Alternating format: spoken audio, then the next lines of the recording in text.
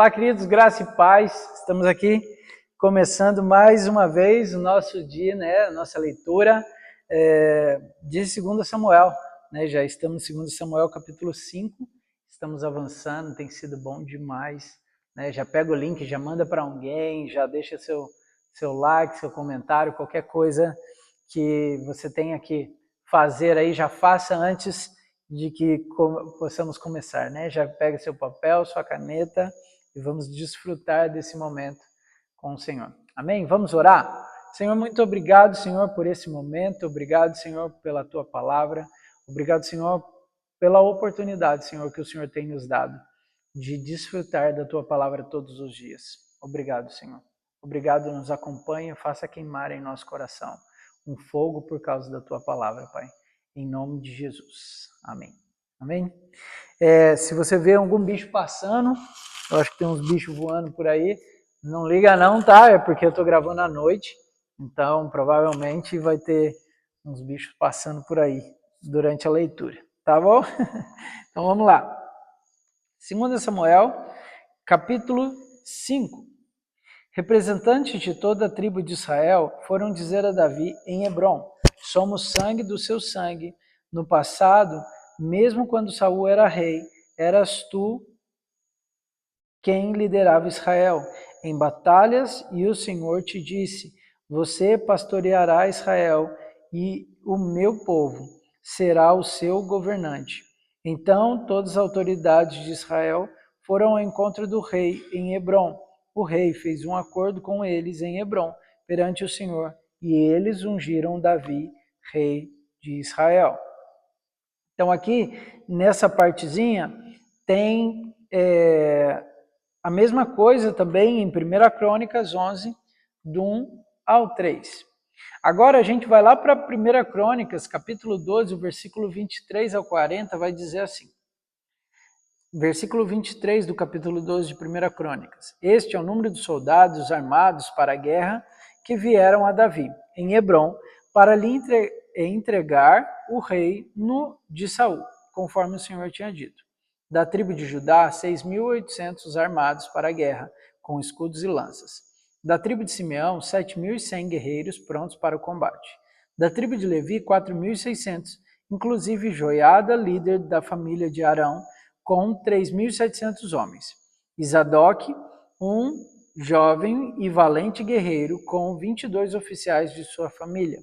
Da tribo de Benjamim, parentes de Saul, 3.000, a maioria dos quais era até então fiel à família de Saul. Da tribo de Efraim, 20.800 soldados valentes famosos em seus próprios clãs.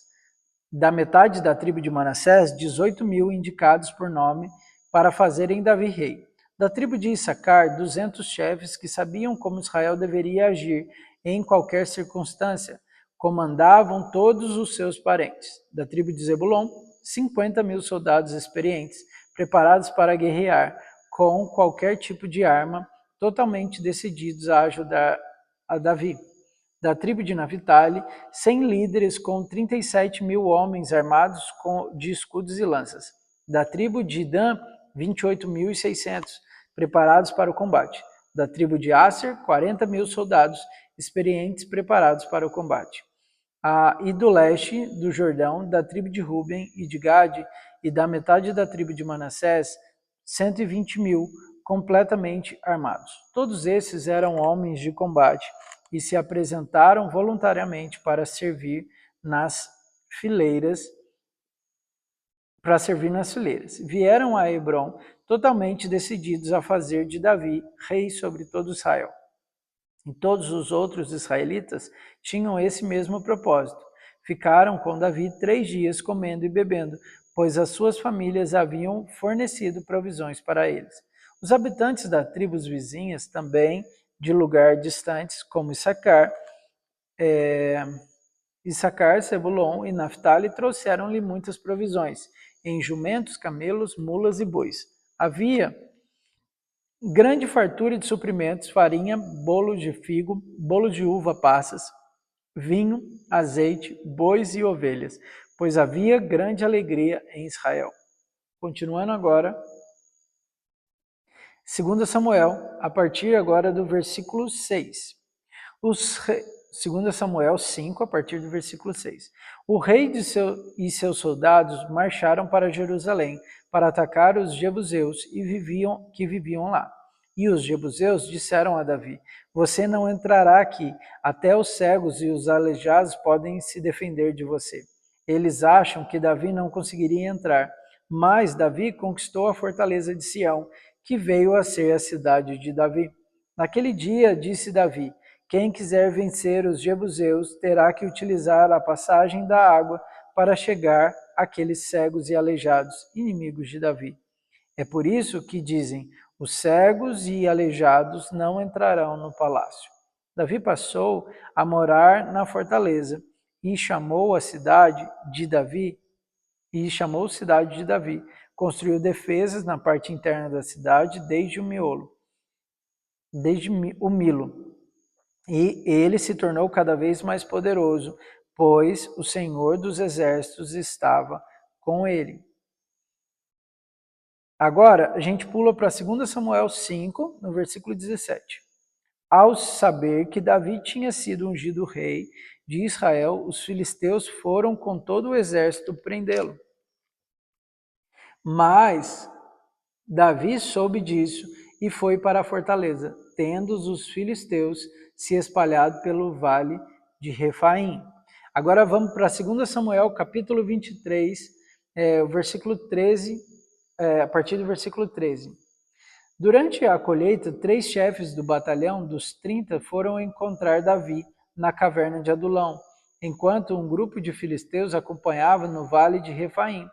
Estando Davi nas fortalezas e o destacamento dos filisteus em Belém, Davi expressou este forte desejo: quem me dera me trouxesse água da cisterna da porta de Belém. Então aqueles 3 atravessaram o acampamento filisteu, tiraram a água da cisterna e a trouxeram a Davi. Mas ele se recusou a beber. Em vez disso, derramou-a como oferta ao Senhor e disse: O Senhor me livre de beber desta água. Seria como beber o sangue dos que arriscam a vida para trazê-la. E Davi não bebeu daquela água.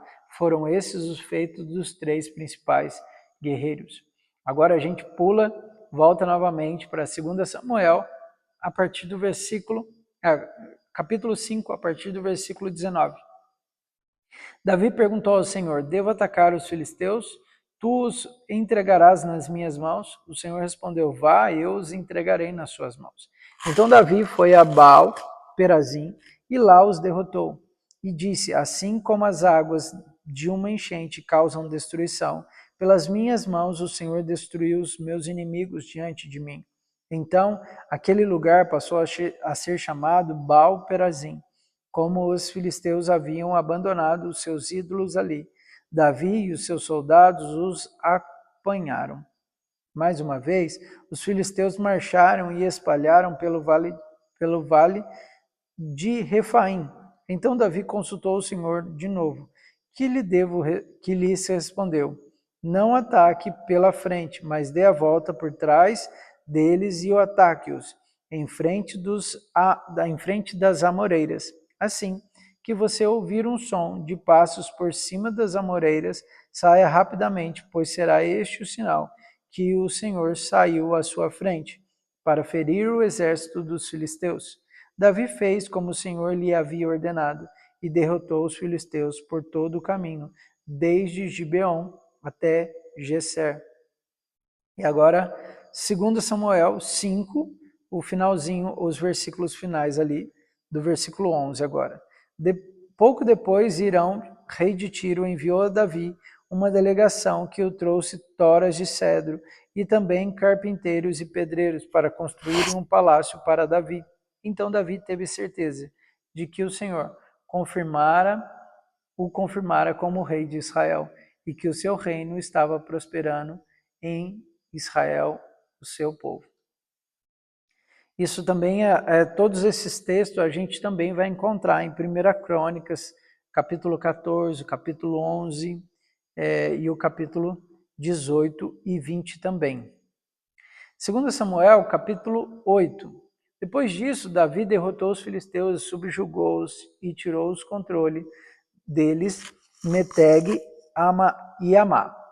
Houve ainda, agora o versículo, não, 2 Samuel, desculpa, tá, gente? Esses textos de 2 Samuel vão mudar bastante, tá? Porque como é em ordem cronológica, eles estão seguindo a ordem da história, tá bom? Então, por isso vai ficar mudando várias vezes. A gente vai agora para 2 Samuel, capítulo 21, o versículo 15. Houve ainda outra batalha entre os filisteus e Israel. Davi e seus soldados foram lutar contra os filisteus. Davi se cansou muito. E Isbi-Benob, descendente de Rafa, prometeu matar Davi. A ponta de bronze da lança de Isboneb pesava 3,6 kg. Além disso, ele estava armado com uma espada nova. Mas Abissai, filho de Zeruia, foi em socorro de Davi e matou o filisteu. Então os soldados de Davi lhe juraram, dizendo: nunca mais sairá conosco a guerra, para que não apagues a lâmpada de Israel. E agora a gente vai para... Não, continuando aqui ainda. Houve depois outra batalha contra os filisteus em Gobe. Naquela ocasião, Sibecai de Hussate matou Saf, um dos descendentes de Rafa. Noutra batalha contra os filisteus em Gobe, Elanã, filho de Jaaré, Oregim, de Belém matou Golias.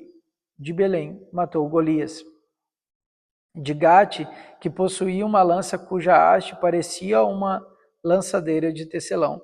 Noutra batalha, em Gate, havia um homem de grande estatura que tinha 6 dedos em cada mão e 6 dedos em cada pé, 24 dedos ao todo. Ele também era descendente de Rafa e desafiou Israel, mas Jonatas, filho de Simeia, irmão de Davi, o matou. Esses 4 eram descendentes de Rafa em Gate e foram mortos por Davi e seus soldados. 2 Samuel, agora o capítulo 10. Algum tempo depois, o rei dos Amonitas morreu e o seu filho Hanum foi o seu sucessor. Davi pensou: serei bondoso com Hanum, filho de Naás, como seu pai foi bondoso comigo. Então Davi enviou uma delegação para transmitir a Hanum seu pesar pela morte do pai dele. Mas quando os mensageiros de Davi chegaram à terra dos Amonitas, o líder dos Amonitas disseram a Hanum: seu senhor, achas que Davi está honrando teu pai ao enviar mensageiros para expressar condolências? Não é nada disso. Davi os enviou como espiões para examinarem a cidade, a fim de destruí-la. Então Hanum prendeu os mensageiros de Davi, rapou metade da barba de cada um, cortou metade das suas roupas até as nádegas e os mandou embora. Quando Davi soube disso, enviou mensageiros ao encontro deles, pois haviam sido profundamente humilhados, e lhe mandou dizer: fiquem em Jericó, até que a barba cresça, e então voltem para casa. Vendo que tinha traído sobre si o ódio de Davi, os amonitas contrataram 20.000 soldados de infantaria dos arameus de Bet-Reob e de Zoba, 1.000 homens do rei de Maaca e 12.000 dos homens de Tobi. Ao saber disso, Davi ordenou a Joabe que marchasse contra todo o exército.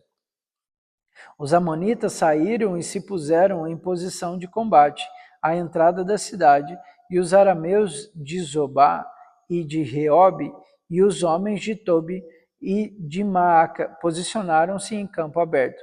Vendo Joabe que estava cercado pelas linhas de combate, escolheu alguns dos melhores soldados de Israel e os posicionou contra os arameus. Pôs o restante dos homens sob o comando do seu irmão Abissai e os posicionou contra os amonitas. E Joabe disse a Abissai: se os arameus forem fortes demais para mim, venham me ajudar. Mas se os amonitas forem fortes demais para você, eu irei ajudá-lo.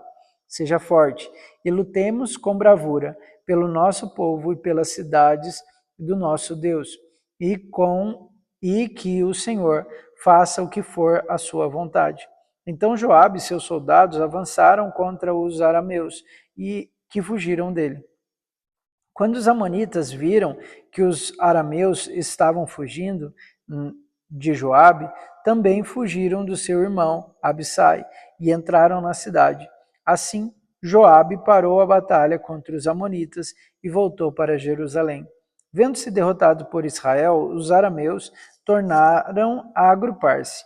Hadadezer mandou trazer os arameus que viviam do outro lado do Eufrates. Estes chegaram a Elã, tendo em frente Soboque, comandante do exército de Hadadezer.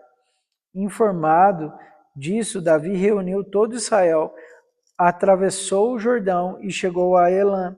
Os arameus estavam em posição de combate para enfrentá-lo, mas acabaram fugindo de diante de Israel. E Davi matou 600 condutores de carros de guerra e 40.000 soldados de infantaria dos arameus. Saboque, o comandante do exército, também foi ferido e morreu ali mesmo. Quando todos os reis vassalos de Hadadezer viram que tinham sido derrotados por Israel, fizeram a paz com os israelitas e sujeitaram-se a eles. Os arameus ficaram com medo de voltar a ajudar os amonitas. Isso aqui também você encontra em 1 Crônicas, no capítulo 19. 2 Samuel, capítulo 11.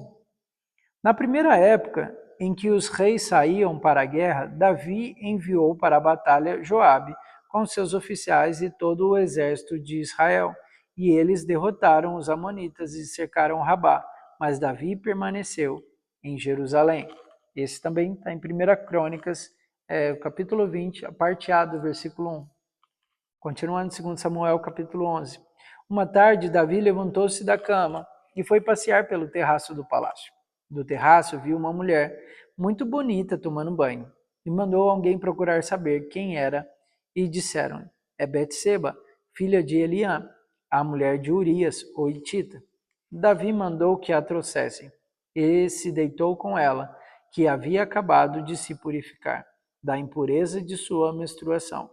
Depois voltou para casa. A mulher engravidou e mandou um recado a Davi dizendo que estava grávida. Em face disso, Davi mandou esta mensagem a Joabe: envie-me Urias, o hitita. E Joabe o enviou. Quando Urias chegou, Davi perguntou-lhe como estava Joabe e os soldados e como estava indo a guerra. E lhe disse, vá descansar um pouco em sua casa. Urias saiu do palácio e logo lhe foi mandado um presente da parte do rei. Mas Urias dormiu na entrada do palácio, onde dormiam os guardas de seu senhor, e não foi para casa. Quando informaram a Davi que Urias não tinha ido para casa, ele lhe perguntou: depois da viagem que você fez, por que não foi para casa? Urias respondeu: a arca e os homens de Israel e de Judá repousam em tendas. O meu senhor Joabe e os seus soldados estão acampados ao ar livre. Como poderia eu ir para casa, comer e beber e deitar com a minha mulher? Juro por teu nome e por tua vida que não farei uma coisa dessas. Então Davi disse: fique aqui mais um dia, amanhã eu mandarei de volta. Urias ficou em Jerusalém, mas no dia seguinte Davi o convidou para comer e beber e o embriagou. À tarde, porém, Urias saiu para dormir em sua esteira, onde os guardas de seu senhor dormiam. Não foi para casa. De manhã, Davi enviou uma carta a Joabe por meio de Urias. Nela escreveu: ponha Urias na linha de frente e deixe-o onde o combate estiver mais violento, para que ele seja ferido e morra. Como Joabe tinha cercado a cidade, colocou Urias no lugar onde sabia que os inimigos eram mais fortes. Quando os homens da cidade saíram para lutar contra Joabe, alguns dos oficiais da guarda de Davi morreram, e morreu também Urias, o hitita. Joabe enviou a Davi um relatório completo da batalha. dando a seguinte instrução ao mensageiro: ao acabar de apresentar ao rei este relatório, pode ser que o rei fique muito indignado e lhe pergunte: por que vocês me trouxeram tanto da cidade para combater? Não sabiam que eles atirariam flechas da muralha? Em Tebas, quem matou Abimeleque, filho de Jerubessete, não foi uma mulher que da muralha atirou-lhe uma pedra de moinho e ela morreu? Porque vocês se aproximaram tanto da muralha? Se ele perguntar isso, diga-lhes: e morreu também o teu servo Urias, o hitita. O mensageiro partiu e ao chegar contou a Davi tudo que Joabe lhe havia mandado falar, dizendo: eles nos sobrepujaram e saíram contra nós em campo aberto, mas nós os fizemos retroceder para a porta da cidade. Então os flecheiros atiraram do alto da muralha contra os teus servos e mataram algum deles. E morreu também o teu servo Urias, o hitita. Davi mandou o mensageiro dizer a Joabe: não fique preocupado com isso, pois a espada não escolhe a quem devorar. Reforce o ataque à cidade até destruí-la, e ainda insistiu com o mensageiro que encorajasse a Joabe. Quando a mulher de Urias soube que o seu marido havia morrido, chorou por ele. Passado o luto, Davi mandou que a trouxesse para o palácio. Ela se tornou a sua mulher e teve um filho dele. Mas o que Davi fez desagradou ao Senhor. E a gente vai parar por aqui. Amanhã a gente continua a nossa leitura, mas que Deus possa continuar falando ao seu coração e te abençoando. Em nome de Jesus. Até amanhã.